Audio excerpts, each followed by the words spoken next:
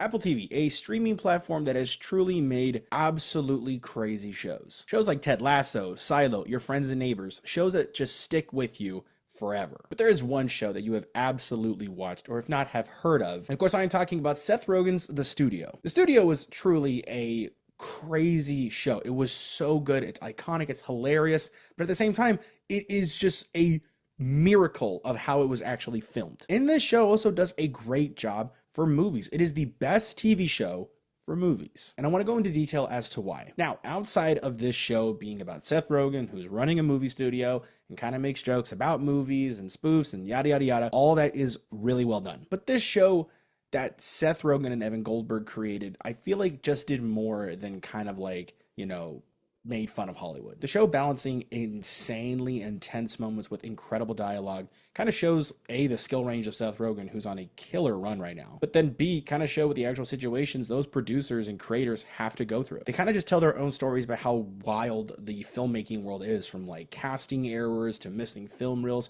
to getting the perfect one shot, which also the one shot episode is my favorite episode of the whole show. Not just because that I'm a sucker for oneers and that the whole episode is a oneer, but it just builds on itself so well. The pacing, the humor, the dialogue, the acting, everybody is just on fire in that episode. And it just ends in such defeat.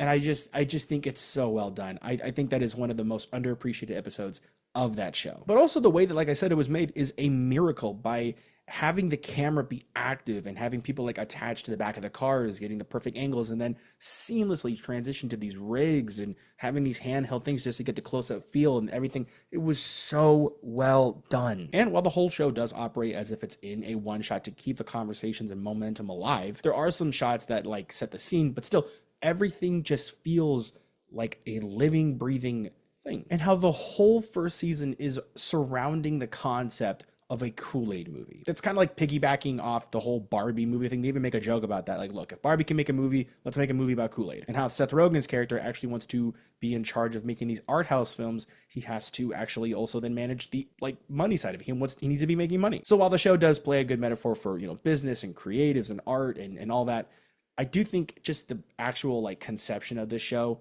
is incredible. Seth Rogen and Evan Goldberg, who created the show, have done so many things together, like Pineapple Express, Superbad, This Is the End, and Seth Rogen himself having a crazy wild run with producing like The Boys and TMNT. This does feel like a love letter to Hollywood and filmmakers and screenwriters and creators in general. And like I stated, this is the greatest show for movies because it really humanizes a lot of things. That a movie may not be perfectly made and it may not be your thing, but it did take a miracle and probably short of what every single episode is like. And I guess just speaking for myself, that's why I try and find some like good, even in bad films, but we have things like The Flash. But I guess a good thing for The Flash was Sasha Calle. She was fantastic as Supergirl.